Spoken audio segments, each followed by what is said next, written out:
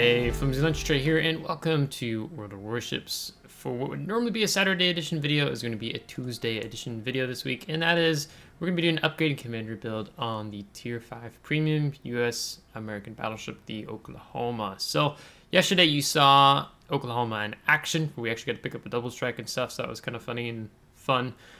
So if you want to check out that video of 2 live commentary games I played, you can check out yesterday's video. Also will be a link in the description below. And I'll link it at the end of the video as well. So, Oklahoma. So let's talk about the ship. What type of battleship are we talking about here? Are we talking about a brawling battleship, a sniping battleship, or more of a medium-ranged battleship? And with the build I have, I mean, in general, I would say the Oklahoma is more of a medium-range battleship. So let's say you know, because of the guns that can be inconsistent at times, you really want to be more like, let's say 12 kilometers or maybe slightly less closer. But I have Oklahoma also built as a secondary brawler build. I say brawling. I don't know how well it does the brawl deal. But that means I want to be playing that medium range of 12 kilometer or closer. And you saw that illustrated in yesterday's video. So she's a medium range and can play secondary brawling build, get within 8.3 kilometer range of her secondaries, which are located across the ship. So there's 18 secondary guns in total. You have 5 here on the bottom, 4 here on the top. So overall, she's a good ship. She's not terrible, she's not great, she's okay in my opinion. So the armor layout, so we have 19mm to 19mm, then we have 25mm on the side. Was this the side plating, torpedo protection, and auxiliary room armor, and then some 19mm on the back, which also you have some very thick aft end armor belt here too, so that's rather interesting to have. And you can see that we also have some things that up on the superstructure, so you can actually take damage if shells hit this top part of your superstructure instead of just whizzing on through. We take away the armor. Let's see, the deck, you have 19mm, so she's pretty susceptible to HE spam, especially if you find yourself bottom tier, tier 5 versus tier 7. Here you can see the beginning of the Citadel armor here, but you can see this kind of somewhat of this turtleback armor scheme going on, which is kind of like a shell over the Citadel. We take that away, and here you can see the Citadel is actually above waterline. It's kind of some thick, bulky armor. I have not been Citadeled as playing the Oklahoma as of recent.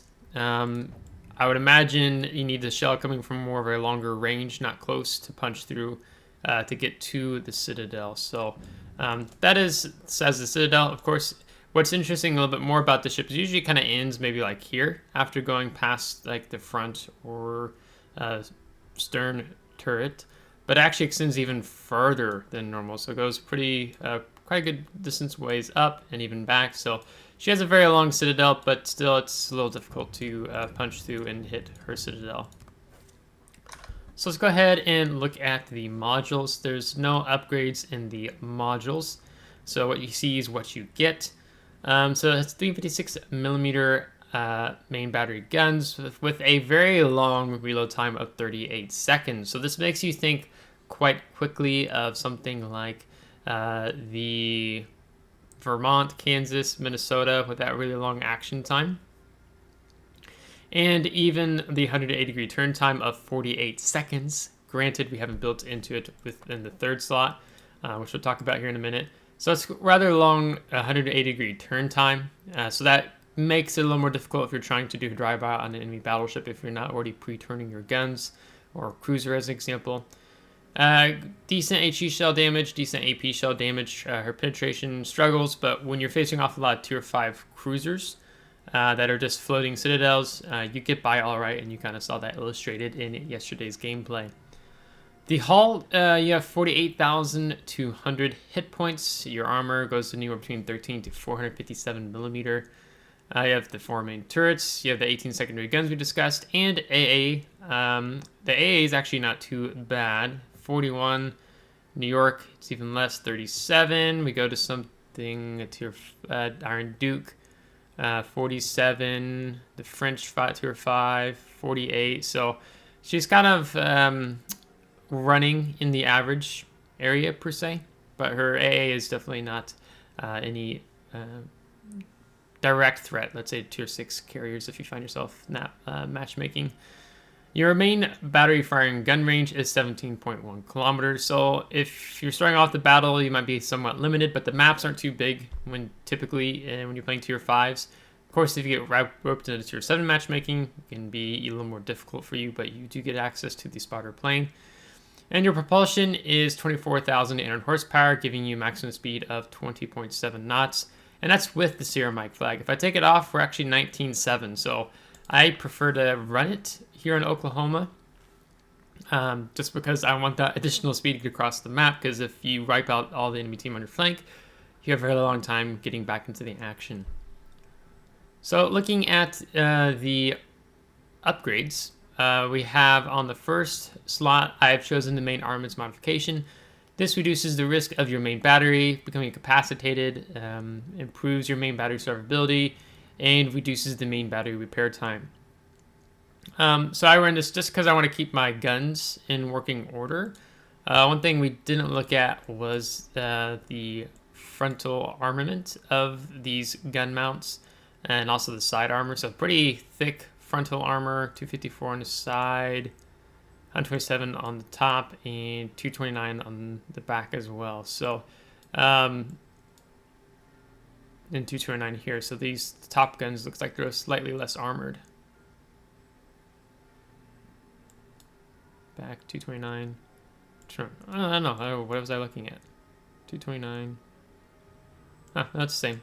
So, just because these guns have a very long reload time, I want to keep them in working order. Just because other than your secondaries, that's all the damage you're going to output. Alternatively, you could also take the auxiliary armaments modification if you want to build into the survivability of your secondary battery and your AA mounts. I don't feel the need for it here in Oklahoma, but it is the second option what I'd recommend. Magazine modification 1 reduces your risk of your ship's magazine detonating by -70%. You don't need that, because if you're going randoms, ranked clan battles, you're going to be running the Juliet Charlie combat signal, which completely eliminates the risk of your ship's magazine detonating. Second slot, you only get 2 options. I would recommend taking damage control system modification 1. This reduces the risk of catching fire by -5% and your risk of flooding -3%. So because you're a very slow, obvious target, anything you can kind of help to improve your survivability is good in this case. You also have engine room protection. I don't recommend that in Oklahoma. Maybe on a destroyer or cruiser, but not for the Oklahoma. For the third slot, there's several ways you could go here. Each have a valid argument. First, what I have taken, I take the secondary battery modification 1. Secondary battery firing range plus 20%, maximum secondary battery shell dispersion, -20%. And with the secondary combat signal, that gets our secondary range up to 8.3 kilometers. And even that tighter shell dispersion, which is quite good. So you can see they have 21 millimeter penetration capacity on these secondaries. So I have gone for that just because of how long the reload time is on the main battery. And Wargaming has kind of built to Oklahoma that you can have a capable secondary armament if you choose to build into it here on the Oklahoma, especially if you get some destroyers running at you. These first 127mm guns reload every 3.8 seconds. The other ones take a little longer. They're 6 seconds. So you can go that route. The other option you could choose is the main battery modification 2, which would improve your main battery traverse speed by plus 15%. As we were saying, it's very long 180-degree turn time, 48 seconds. So shaving that down, you might like quite well. But if you're being mindful of your turret, where you're aiming and making that pre-decision I talked about yesterday because of how the turrets are so slow, getting them into the direction you want them to face sooner rather than later helps offset that. When I have the secondaries, an argument could possibly also be made for the artillery plotting room modification 1. This extends your main battery firing range by plus 16%, as well as a slight buff to your secondaries. This would get you out beyond that 17.1 kilometer gunfire control system, your range. But if I was going to recommend two, I would recommend these two first because you get access to the spotter plane. So when you're trying to draw on that distance and get closer, you can simply pop the spotting plane, which gives you a temporary plus 20% main battery firing range. So then I lean more towards these two. So this would be my first option. This would be my second option. If you're going for a non-secondary build, then you would want to run the main battery modification too, just because at range, your guns just don't quite have that penetration capacity you need to punch through meaningful targets. In terms of consumables, her action time is 22 seconds. This also has to deal with our commander, Halsey, which we have fully built, 21 point commander. So I think otherwise the standard consumable action time would be 20 seconds, and then the reload time would be standard 80 seconds, but here we have 76 seconds. So we get that back online quicker, or it might have been tied to, oh yeah, sorry, it's the ship consumable preparation and reload time. I had that on just to get the repair party and the damage control party back online sooner. So I'll just take that off for the moment. Repair party, HP per second, 381, and that's with the India Delta combat signal mounted. If I take it off, we drop down to 318. So I recommend running that combat signal because it gives you greater capacity of healing. And also with our commander, again, I have to check this here. Yeah, we get a longer action time on our heal, being 30.8 seconds rather than 28 seconds. And a reload time of 80 seconds, but if you mount that, it'll be back online in 76 seconds. For your spotting aircraft, 20% main battery firing range is extended for an action time of 100 seconds with a reload time of 228. Again, if we take off that combat signal, then it jumps up to 240 seconds. So I tend to just run with this build here with these combat signals on my Oklahoma. So let's hop over to the commander. I am running Halsey on my Oklahoma, mainly because I wanted this is an enhanced skill that gets us to that 48 seconds right now on the 180 degree turret traverse time. But also for secondary purposes, and you saw that we activated one of Halsey's talents yesterday, which was the double strike in Oklahoma. So that dropped our concealment down by both air and sea by 10%. So we went from 13.1 to 11.8 kilometer when we activated that. So if you do get lucky enough to activate the Confederate achievement, you could get your main battery reload time down negative 20%. So that also would be nice to have, but because of how long it takes to fire with the reload time of the main battery, Confederates may not always be as likely here in the Oklahoma. So let's talk about the build that I have here. So first I have gun feeder. Time taken to switch between shell type, negative 75%. Not that I really am using this so much with Halsey, because if I have Oklahoma, if I have AP in the turrets, I'm going to fire. If I have HE, I'm going to fire. Then I'll just switch the shell type. So probably if you want a designated Oklahoma build, I'd probably tell you not to run gun feeder. Instead, take something like emergency repair specialist, which would get your damage control party and consumer reload time down by negative 3%, and then also for your repair party. Alternatively, you could also take preventative maintenance, but I would probably lean more towards that defense skill of the emergency repair specialist. Then I would run Grease the Gears, and having a commander, you have a John Doe, George Doe in the army for 1,500 doubloons that you can also put on here. That helps have, rather than having the standard 20%, you get the plus 25%. So helps that 180 degree turn time of the main battery be better, because if not, it's quite tragic. And then, so that's a 3-point commander. So then what about going even further than this? Well, you could build into your, you could go for the route of Adrenaline Rush, then something like Fire Prevention. But typically what I do when I'm trying to build a ship for secondaries, because I want to play and have fun with it, I just build in secondaries first. So then I would just recommend going for your 6-point commander, go for long range secondary battery shells. I'll talk about the other build here in a minute. That's not revolving around secondaries, but I'd go this route. The other manual secondary battery aiming attack skill for 10 points. So this gets your secondary battery reload time down by negative 10%, and also your maximum secondary battery shell dispersion, negative 10%. And then time to reach maximum efficiency of 45 seconds to get that additional negative 50% of the secondary battery shell dispersion, giving you a grand total of negative 60% of the shell dispersion with your secondary battery. So these two skills build off each other quite well, and I would recommend going that route. After 10-point commander, then I'd recommend you pick up fire prevention.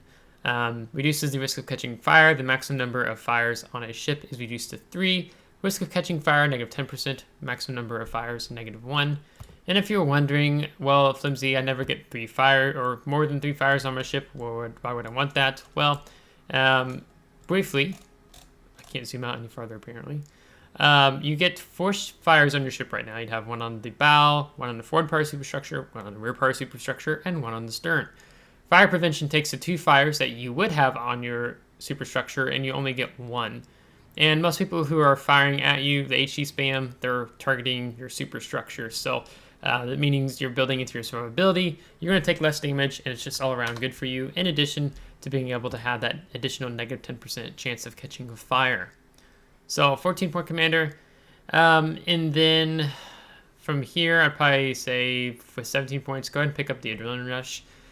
Because this is going to help your main battery reload time be reduced, and then your secondary battery reload time will also be reduced, and then your continuous AA damage gets a slight buff upwards. So that's what I'd say for 17 points. And for 21 points, I would recommend picking up the Emergency Repair Expert. Damage control party consumable action time plus 10%. Number of damage control party consumables, you get additional charge, but you have unlimited charges already on the Oklahoma. Repair party consumable action time plus 10%. Number of repair party consumable charges plus 1. So instead of having 4 repair parties, we have 5 repair parties with this build here with the Oklahoma. So now I need to talk with you about other options with the build here in terms of the commander. So what we're going to do is we're going to recall Halsey back onto... get back out of here. Recall him there, and then I'm going to use a different commander that has more of a main battery build, survivability build going, and I just need to find him. I'm building him up. I run him on my Montana, and I feel like I skipped it. Assigned to ships should be up top here. Gary Kidd, Massa, Virginia. Oh, okay. I think I know why. Yeah, because he's sitting on the West Virginia right now. Yes. So this would be the other build I would suggest. If you don't want to go for a secondary build, you go for a survivability build. So still drop the gun feeder, pick up emergency repair specialist, because that ties in well to your basics of survivability. In basic survivability, your module restoration time, negative 15%, fire extinguishing time, negative 15%, and flooding recovery time, negative 15%, okay? Then our concealment now is 11.8.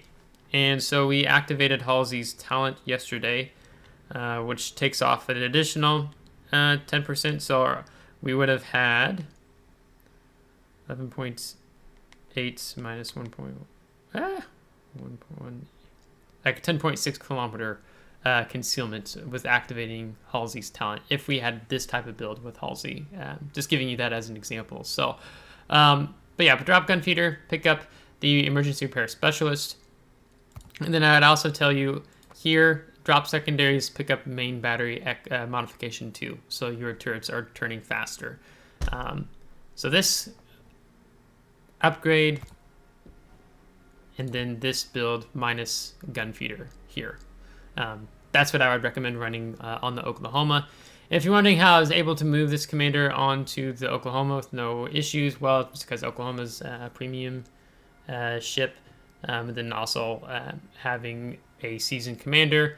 It gives me the opportunity to run him on multiple different ships, as you saw that I had him on the West Virginia. So yeah, so that's going to go ahead and wrap our video up. If you have questions about some skills I didn't cover, let me know in the comments. Let me know what you're running, because really you can do the secondary build that I have run on Oklahoma. I just kind of have more fun with that at tier 5. Or you could go for more of a build that revolves around the main battery and improving the survivability of your ship, like with the commander that I run on Montana or West Virginia 1941. So if you liked today's video, make sure to give it a thumbs up. If you did not, give it a thumbs down. Subscribe if you do want to see more. If you're subscribed, thanks so much. I really appreciate it, and we'll catch you next time. Take care.